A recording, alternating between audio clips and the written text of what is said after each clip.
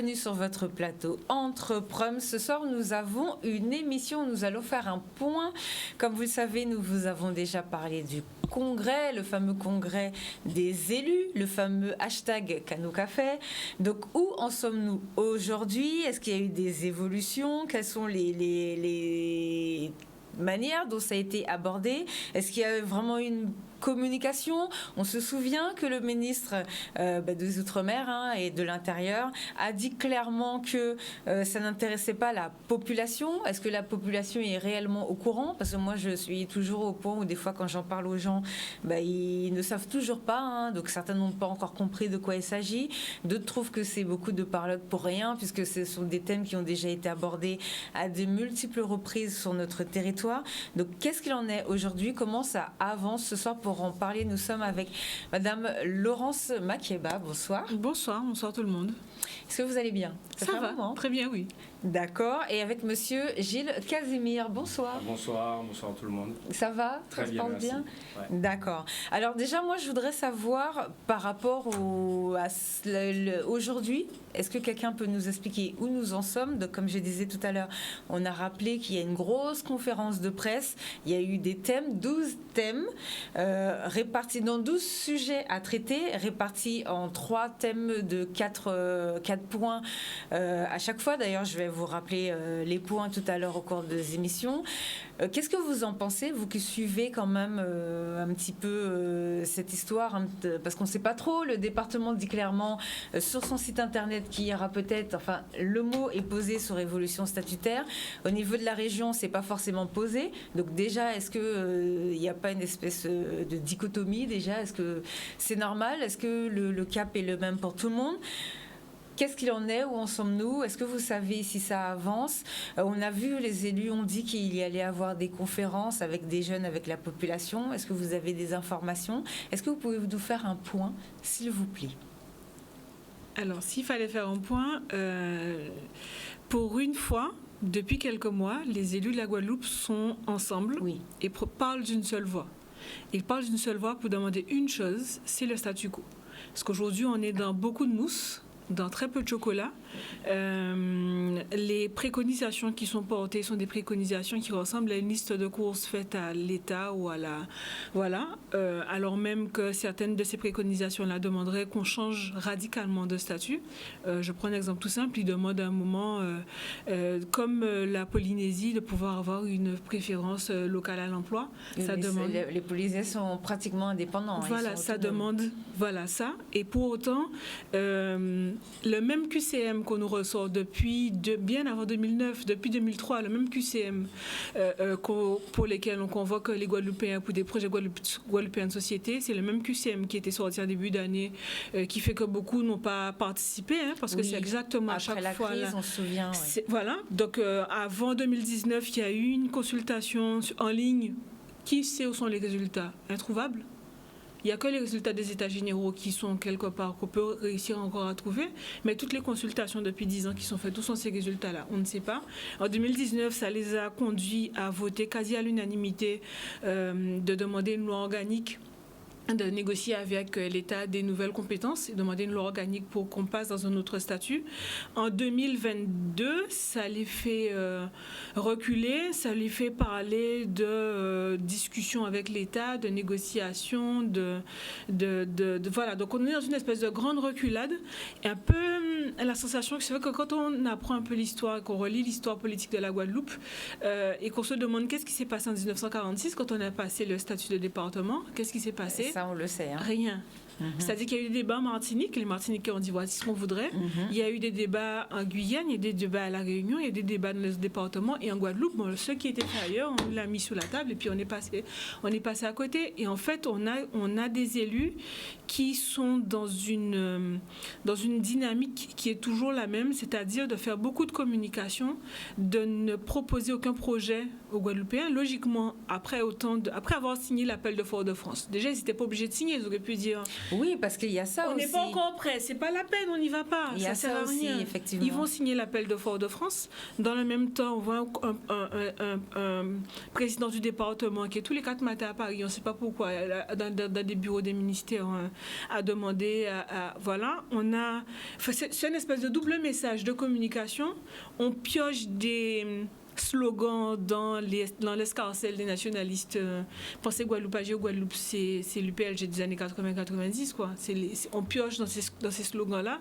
Et dans les faits, quand on en discute, quand ils parlent au Sénat, peanuts, il n'y a rien à dire. Monsieur Chalus, même, on se demande s'ils se sont concernés par ce qui est en train de se passer là maintenant. Clairement, ils se sont tous mis d'accord sur un statu quo et demander plus d'État. Et la liste des préconisations qu'ils n'ont même pas daigné envoyer aux partis politiques, c'est-à-dire que c'est assez drôle. Ils nous parlent de 12 thématiques qu'ils ont mises en place. Ils invitent les partis politiques à faire leur contribution le lendemain du jour où les préconisations circulent partout. Qui veut dire que les consultations qu'on est en train de faire là, on sait déjà que c'est pas... Enfin voilà, on ne va pas tenir compte de ce que les partis ont dit. Alors, pour que ce soit clair pour tout le monde, est-ce que vous pouvez rappeler aux gens ce qu'est l'appel de Fort-de-France? Parce que peut-être que tout le monde n'en a pas entendu parler. Alors, 2021, c'est ça? Fin 2021? Novembre 2021? Non, c'est pas novembre. C'était avril-mai. Il y a un an. Voilà, il y a un an. Avril-mai, ils ont toutes les anciennes colonies, on va dire. Bon, bref, les départements dits d'outre-mer se sont réunis pour porter un appel qui, en substance, disait à l'État qu'il voulait une autre relation. Voilà. C'est à l'initiative de la Martinique. À l'initiative de la Martinique, signé de façon particulière par la Guadeloupe, c'est-à-dire que le département et région signent, alors que par exemple à la Réunion, c'est que la région qui a signé ce document-là. Et donc ça part mal parce qu'ensuite ils vont à Paris demander on a vu tout le psychodrame que ça donne. Est-ce qu'on va faire un dîner, est-ce qu'on aura une réunion de travail, est-ce qu'on aura ci, est-ce qu'on aura ça. Finalement ils n'ont pas eu de dîner, ils ont eu une espèce de réunion de travail de dîner. Enfin, bref, on a toute une espèce de mascarade qui se déroule où on voit que ceux qui ont quelque part lancé cet appel-là et qui étaient conscients de ce pourquoi ils le faisaient avancent. On le disait au plateau tout à l'heure, la Guyane montre c'est un exemple. Guyane, on rappelle qu'ils avaient déjà envoyé leur projet avant l'élection présidentielle au président de la République. Mais pour le coup, aujourd'hui en Guyane, il y a un consensus politique, pour faire. Nous, on a un consensus politique pour du statu quo. Voilà. À la Martinique, il y a des discussions entre les différents partis ou autre chose, mais il y a un exécutif qui sait où est-ce qu'il veut aller. Aujourd'hui, on a des exécutifs qui font du stand-up devant nous, en fait. Oui. Un point. Qu'est-ce que vous en pensez? Quelles sont les choses que vous constatez? Parce que vous aussi, par rapport au projet, en plus, vous avez des vrais thèmes que vous développez. Ouais. Aujourd'hui, où ça en est? En fait, aujourd'hui, c'est vrai que Laurence a parlé des élus, mais ça dépasse aussi les élus. C'est-à-dire qu'il y a un grand mouvement.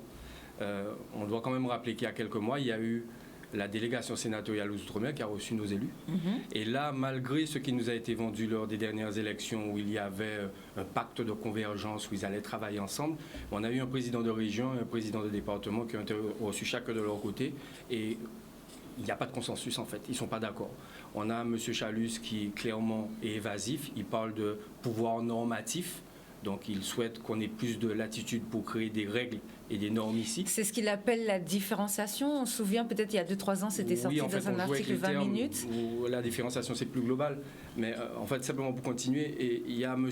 Losbar, lui, qui parle peut-être d'une collectivité unique. En même temps, il veut plus de pouvoir, mais il veut une co-construction. Donc, en fait, il y a beaucoup de discussions, mais il n'y a rien de concret. Et je rejoins Laurence, il n'y a pas de projet. Il n'y a pas de projet. Et en face, il y a un interlocuteur qui attend. Donc, il est important que les Guadeloupéens sachent qu'il y a 2 semaines, là, est sorti le rapport de la délégation sénatoriale. Donc, ils ont fait une synthèse de tous les échanges avec tous les Outre-mer. Et là, clairement, on voit la position de la Guadeloupe. Et la France propose 3 options à tous ces Outre-mer. Donc, la première option, c'est quoi? C'est le statu quo. Donc, si vous ne voulez pas bouger, on reste comme ça. Tel qu'on est, avec option. Tous les problèmes que ça engendre. Hein, ça, c'est la délégation sénatoriale. On ne peut pas se plaindre tout le temps et s'étonner. C'est la délégation sénatoriale qui dit ça. Oui, qui dit ça. Okay. Option A, statu quo. Option B, vous restez dans le 73, mais on essaie de changer les choses pour que vous ayez plus de latitude sur, normalement, ce dont je parlais, sur les normes et les règles. C'est ce qu'ils appellent la différenciation. Oui, je crois que le président en avait parlé parmi aussi. tant d'autres. Et contrairement à l'autonomie, ouais, quoi, en fait. Et le troisième point, c'est clairement le champ des possibles. Il l'appelle comme ça, le champ des possibles, où il y a une évolution statutaire. Concrètement, ils vont fusionner 73 et 74. Tout le monde va s'appeler pays d'outre-mer. Tout le monde. Et il y aura une loi organique et chaque territoire va décider de ce qu'il veut. Donc nous, on pourra demain, si on va dans l'option 3, être pays d'outre-mer, mais tout en restant région et département et tout en restant totalement assisté. Voilà. Donc c'est ça qui se... Je ne sais pas si vous vous rendez compte qu'on est en train d'apprendre maintenant qu'on a 3 options. Oui, c'est ça. Donc normalement, ça devrait faire partie des débats en fait. Oui, il devrait y avoir de vrais échanges là-dessus, ouais, avec des experts. C'est pas à moi d'apprendre ça à la population. C'est-à-dire qu'en fait, en face, on a un interlocuteur qui attend ce qu'on veut en fait. Concrètement, c'est ça qui se passe aujourd'hui. Et on voit que la Guyane est en train de travailler, la Martinique travaille, la Réunion et Mayotte, ils veulent pas bouger. Ils veulent rester tels quels. Mais la Réunion, par contre, eux, ils sont très autonomes quand même, de manière nourriture, par exemple. Ils produisent beaucoup plus leur nourriture que nous. Donc, ils n'ont pas forcément les mêmes problèmes que nous, la Réunion. C'est Chaque différent. territoire est différent. Voilà, c'est vraiment... Ils sont plus autonomes, ils produisent mieux. La Réunion a réussi à se positionner en tant que leader dans son espace géographique. Exactement. Et quand la Réunion dit « OK, c'est ça qu'on veut », le Quai d'Orsay signe. Oui. Parce que voilà, ils ont une position qui fait que... Ils sont grands garçons. Oui, mais c'est aussi parce que, en tant que leader dans leur territoire, à la limite, mieux vaut écouter les gens qui connaissent que de venir leur faire la leçon. Nous, ici, on est dans une espèce de relation je veux pas, qui fait que l'État, à chaque fois, s'insinue et peut faire ce qu'il veut au final, ce qui va dans son intérêt. Ce qui est étonnant, c'est que les pays d'outre-mer qui sont dans l'article 74, tous les territoires français autonomes, ils disent que ça va. Il n'y a pas de souci. Ils souhaitent juste des ajustements sur certains points. Mais il n'y a pas de revendication forte. C'est normal, ils sont autonomes. Non, mais c'est important de le préciser. C'est important de le préciser. Donc en fait, l'appel de Fort-de-France, c'est quelque chose qu'on n'a pas trop compris. En fait, je vous avoue que jusqu'à présent, je n'ai pas compris l'appel de Fort-de-France parce qu'en fait, on demande à la France de changer de relation avec nous.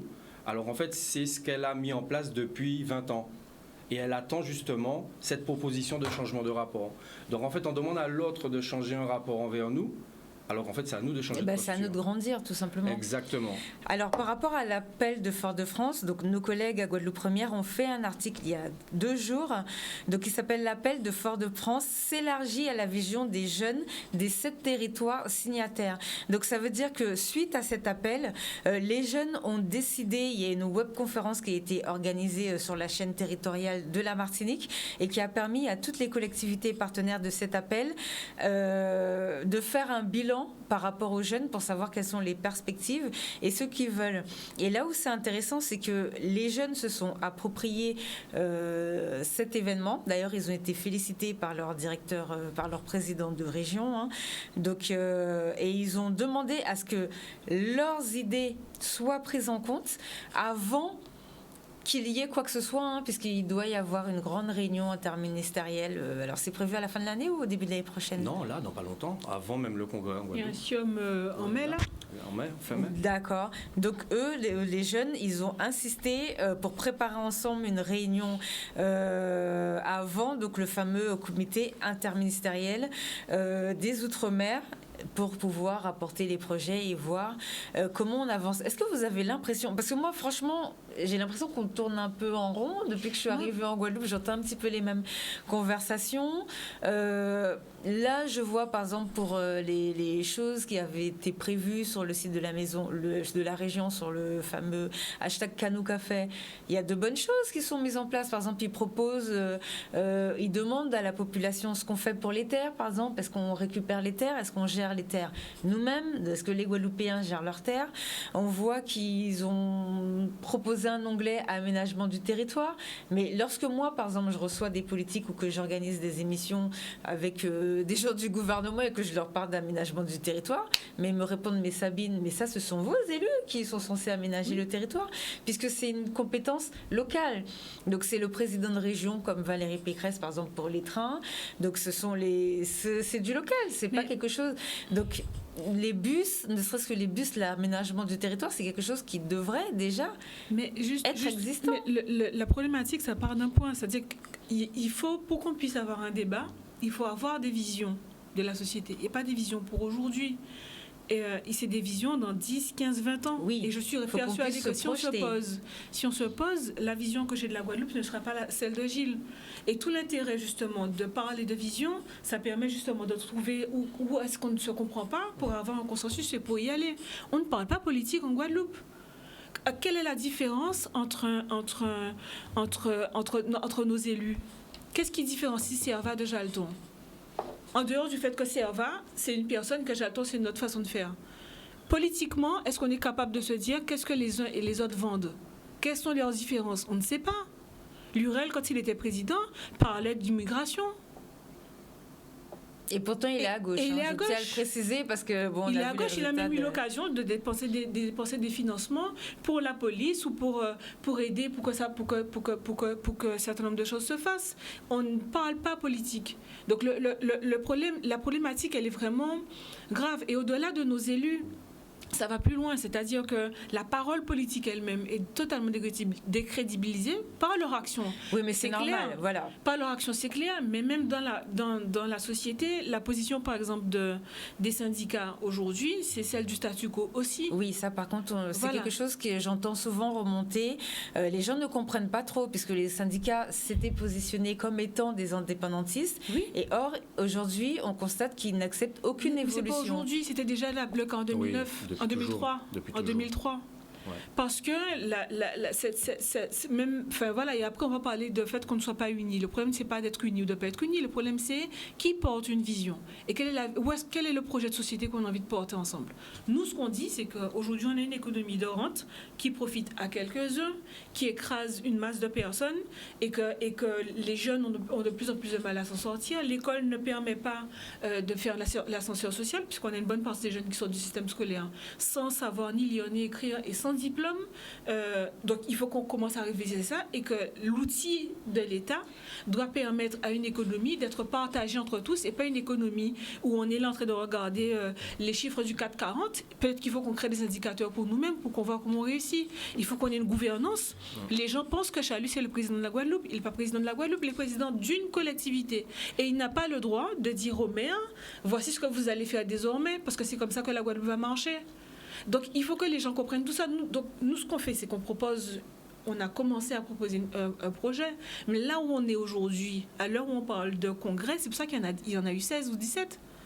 C'est pour ça qu'il y en a eu 16. Parce que comme on ne parle pas de politique, comme chacun c'est un coup, et comme de toutes les façons, on assoit son pouvoir politique par le nombre de personnes qu'on a mis dans OSIAC, dans le nombre de personnes qu'on a mis dans tel poste, au nombre d'élus qu'on a à tel endroit, c'est comme ça qu'on assoit son pouvoir. On ne parle que d'élections. On ne parle pas de quelle société nous voulons et on ne confronte pas des points de vue.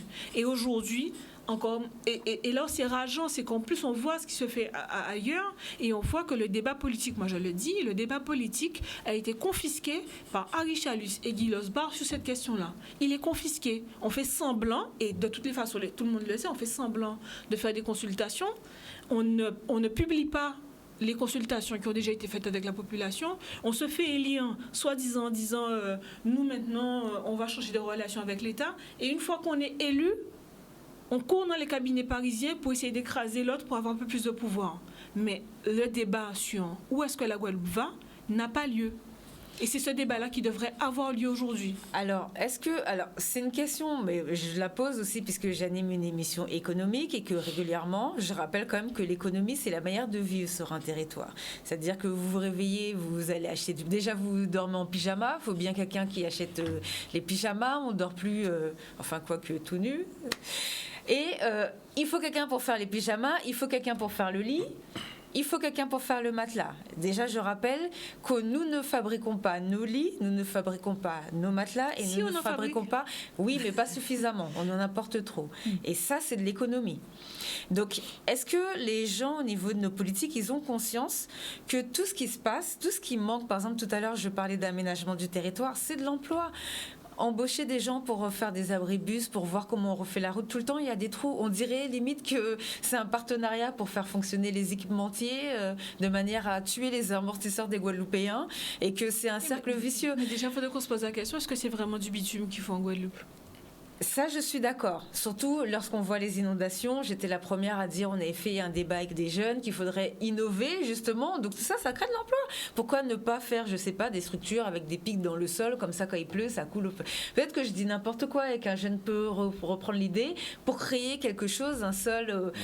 C'est de l'emploi. Donc non seulement ça développe de l'emploi, en plus ça développe notre environnement et on a déjà fait... Peut-être vous n'aviez pas participé, mais il y a 20 collègues d'ANG.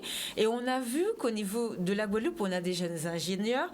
Au niveau des matières premières, il y a des choses sur lesquelles on peut travailler ici. On peut travailler avec la Dominique, on peut travailler autour de nous pour pouvoir créer et surtout produire et construire avec des matières qui soient déjà plus bénéfique pour l'environnement et qui développerait des filières. Mais est-ce que nos élus se rendent compte ? Parce que l'aménagement du territoire, ça aiderait peut-être des jeunes à ne pas partir ou bien à revenir travailler chez eux, par exemple, si on prend que ce thème-là. C'est-à-dire que Laurence a expliqué très bien l'intérêt des élus. Ils sont dans des démarches électoralistes. Là, on va parler des sénatoriales bientôt. Aujourd'hui, les mandats se terminent en 2018. 2028, pardon. Oui. Merci. Donc, ils ont d'autres logiques, en fait.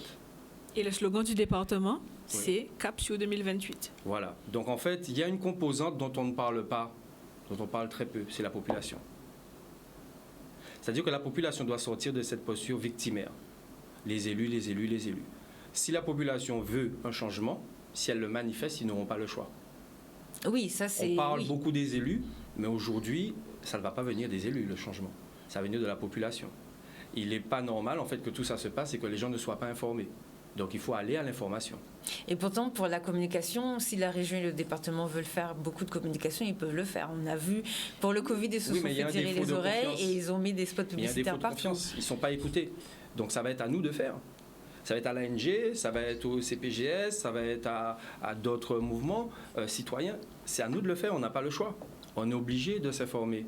Parce que quand on regarde ce qui s'est passé depuis 20 ans, 2023 ressemble, mais étrangement, à 2003. C'est la même chose. Sauf qu'en 2003, il y avait très peu d'informations. On ne savait pas qui croire. Mais maintenant, le problème, c'est qu'il y en a trop. Et on n'a pas l'attention de la population. Il faut que la population se focalise sur ce qui va déterminer leur avenir, en fait. C'est ce qui est en train de se jouer aujourd'hui. Bah oui, parce que c'est quand même la Constitution française qui va changer par rapport à l'outre-mer. Hein. Donc ça, c'est un point important. Juste un dernier point, il va y avoir un congrès. Il y a eu des personnes élues il y a 1 an ou 2 qui ont dit qu'ils vont travailler ensemble. Mais c'est à eux à proposer un projet à la population. C'est à eux de le faire, c'est leur travail, en fait. Donc s'il n'y a pas de projet, nous, en tant qu'administrés, nous devons demander à ce que ce soit fait. L'ANG est en train de travailler sur un projet, c'est très bien, mais l'ANG n'est pas au pouvoir. Si l'ANG était au pouvoir, ils auraient proposé leur projet, on aurait dit oui ou non, mais là, il y a bien des gens au pouvoir. C'est à eux de le faire. On est d'accord? Oui, d'ailleurs, ils vont peut-être... Bon, là, ils ne sont pas là, mais ils pourraient peut-être répondre. C'est pour ça qu'on a mis en place un site Internet. Du coup, oui, mais comment vous voyez la situation? Ils demandent à tout le monde leur avis. Mais attendez, on parle de personnes qui ont été maires, qui ont été députés, donc, qui ont été sénateurs. Ce qui manque pour l'aménagement du territoire, quand même, et des abribus, qu'il n'y a pas... Les crèches, souvent j'en parle qu'il n'y a pas de crèche en Guadeloupe. Et la fiscalité. Et la fiscalité. Nous avons fait une proposition sur sans être trop long. On parle de développement économique. Comment on peut développer un territoire sans avoir une compétence fiscale? Ça n'existe pas sur Terre. Si tu n'as pas le levier fiscal, tu ne peux pas influer sur ton économie. Tu ne peux pas prendre de décision. Et ça, tout le monde le sait. Donc maintenant, il va falloir sortir de logique. Mais je dis bien, je ne parle pas des élus. Je parle de la population. C'est important que tout le monde comprenne ça. Et c'est ce qui se passe en Guyane. Et c'est ce qui se passe en Martinique. En Martinique, tout le monde se sent concerné. Ouais. Voilà. Et la difficulté que je vois, moi, et qui explique peut-être la léthargie, c'est que les corps constitués, donc les relais dans la société civile qui permettent justement de faire remonter ces doléances-là en dehors des partis politiques qui posent déjà leurs jalons, en Guadeloupe ne parlent pas, je peux dire de parler politique, on parle de personnes, on parle de conflits, on parle de choses comme ça. Et dès qu'on n'est pas d'accord avec l'autre, mais c'est un traître. Et cette constituante-là qui n'existe pas ou qui qui est pro-statu quo, ça ne permet pas de poser cette discussion-là. Et quand on discute avec les gens, la plupart des gens que je connais, alors j'ai très certainement des biais, mais la plupart des gens que je connais sont évidemment pour qu'on ne se retrouve pas bloqués. On l'a vu pour la crise sanitaire. Et je crois que ça a été le meilleur exemple, voir dans notre vie quotidienne jusqu'où l'État va. Quand on a Augustin sur un plateau télé qui dit j'accepte paquebot italien parce que c'est l'hospitalité à la française. Oui, c'est l'honneur de la Guadeloupe de répartir toute la Caraïbe. C'est l'hospitalité à la française. C'est l'honneur de la France, oui. Qu'il dit à des élus dans une réunion que ce sont mes frontières, donc venez pas me parler de ne pas recevoir d'avion ou autre chose. Tout le monde l'a vu. Et les soignants viennent de le vivre dans leur chair.